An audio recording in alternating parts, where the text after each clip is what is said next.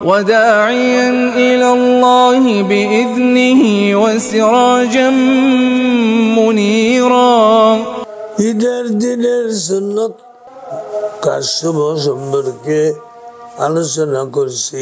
ঈদের দিন নিম্নলিখিত কাজগুলি করা সুন্নত। খুব ভোরে ঘুম হতে জাগ্রত হওয়া, শরীয়ত সম্মত উপায়ে সাধ্য পরিমাণ পোশাক পরিচ্ছদ ও খাওয়া দাওয়ার ব্যবস্থা করা, মেশক করা, গোসল করা, নিজের যেসব পোশাক আছে তার মধ্যে হইতে উৎকৃষ্ট পোশাক পরিধান করা, আতর ইত্যাদি খুশবুদার জিনিস ব্যবহার করা, তবে সেন্ট নয়। ঈদগাহে যেতে অযথা বিলম্ব না করা। ঈদ উল ফিতরের দিন ঈদগাহে যাওয়ার পূর্বে কিছু মিষ্টান্ন খাওয়া, আর কোরবানি ঈদের নামাজের পূর্বে কিছু না খাওয়া, না খেয়ে নামাজের পর কোরবানির গোশত দ্বারা আহার করা, ঈদগাহে যাওয়ার পূর্বে সদকায়ে ফিতর আদায় করা, ঈদের নামাজ কোনো ময়দানে পড়া, ঈদগাহে যাওয়ার সময় এক পথে যাওয়া, অপর আসার সময়ে অন্য পথে আসা, কোনো অসুবিধা না থাকলে পায়ে হেঁটে ঈদগাহে গমন করা, ঈদগাহে যাওয়ার পথে ঈদ উল ফিতরের দিনে চুপ চুপ তাকবীর বলা, আর ঈদ উল আজহার দিনে উচ্চ স্বরে তাকবীর বলা। আল্লাহু আকবার, আল্লাহু আকবার, লা ইলাহা ইল্লাল্লাহু, আল্লাহু আকবার। ছয় তাকবীর সম্পর্কিত মাসাইল ও ভাইয়েরা, ছয় তাকবীর সম্পর্কিত মাসাইল। দুই ঈদের নামাজি তাকবীরে তাহরিমা ও রুকু সিজদার তাকবীর ছাড়াও আরো ছয়টি তাকবীর অতিরিক্ত বলতে হয়। এগুলি ওয়াজিব তাকবীর।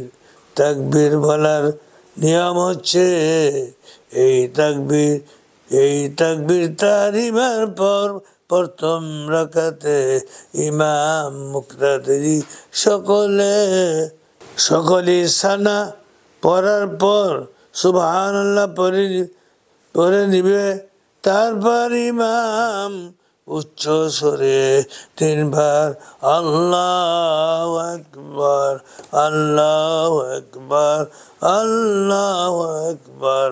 মুক্তাদিগণ ইমামের সাথে সাথে তিনবার আল্লাহু আকবার চুপে চুপে বলবে। আল্লাহু আকবার বলার সময় প্রত্যেকবার ইমাম মুক্তাদি সকলেই উভয় হাত কানের লতি পর্যন্ত উঠাতে হবে। এই তাকবীরগুলির প্রথম দুইবার কানের লতি পর্যন্ত হাত উঠিয়ে নাভিতে না বেঁধে শরীরের দুই পাশে ঝুলিয়ে রাখবে, এবং তৃতীয় তাকবীরের জন্য হাত উঠাইয়ে তাকবীর বলা শেষ হলে প্রথম দুইবারের মতো হাত ঝুলিয়ে না রেখে নাভিতে বেঁধে ফেলবে। তারপর ইমাম আউযু বিল্লাহি মিনাশ শাইতানির রাজিম, বিসমিল্লাহির রহমানির রহিম পরে সূরা ফাতিহা ও কেরাত পড়বেন এবং মুক্তাদিরা নীরবে সূরা কেরাত পড়া শেষ হলে রুকুতে যাবেন এবং যথারীতি প্রথম রাকাত শেষ করে দ্বিতীয় রাকাতের জন্য দাঁড়িয়ে যাবেন। দ্বিতীয় রাকাতে ইমাম সাহেব সূরা কেরাত শেষ করে রুকুতে যাওয়ার পূর্বে অতিরিক্ত ৩ তাকবীর বলবেন। প্রত্যেক তাকবীরের সময় কানের লতি পর্যন্ত হাত উঠাইয়ে তারপর হাত ছেড়ে দিয়ে ঝুলিয়ে রাখবে এবং তারপর ওই অবস্থা হতে তাকবীর বলে রুকুতে যাবেন। ঈদের নামাজ আরম্ভ হওয়ার সময় যারা জামাতে হাজির আছে তারা ইমামের সাথে সাথে তাকবীর বলবে, কিন্তু কেউ এমন সময় বসলো যখন তাকবীর বলা হয়েছে এই অবস্থায় যে কয়েকটি তাকবীর ইমামের সঙ্গে পাওয়া যায়, তারপর যে কয়টি বাদ পড়েছে তা নিজে একাকি তখন বলে নিবে। আর যদি তিনি তাকবীর শেষ হওয়ার পর জামাতে শরীক হয় তবে নিজে নিয়ত বাঁধার পরক্ষণই একাকি অতিরিক্ত ৩ তাকবীর বলে নিবে। তারপর চুপ থেকে কেরাত শুনবেন। কেউ ঈদের নামাজ এমন সময় শরীক হলো যখন ইমাম রুকুতে চলে গেছে, এই অবস্থায় সে ভেবে দেখলো যে নিজে প্রথমে তাকবীর গুলো বললে ইমামকে রুকুতে ধরতে পারবে কিনা। যদি রুকুতে ইমামের সাথে যোগ দিতে পারবে বলে দৃঢ় ধারণা হয় তবে নিজে দাঁড়ানো অবস্থায় অতিরিক্ত ৩ তাকবীর বলে তারপর আল্লাহু আকবার বলে রুকুতে শামিল হবে। আর যদি ধারণা হয় যে তাকবীর গুলি বলতে গেলে ইমাম রুকু হতে দাঁড়িয়ে যাবেন, তাহলে তাড়াতাড়ি নিয়ত বেঁধে রুকুতে শামিল হবেন এবং রুকুর অবস্থায় থেকে সুবহানাল্লাহ বিয়ালাজিম পড়ার স্থানে ৩ বার আল্লাহু আকবার বলবে।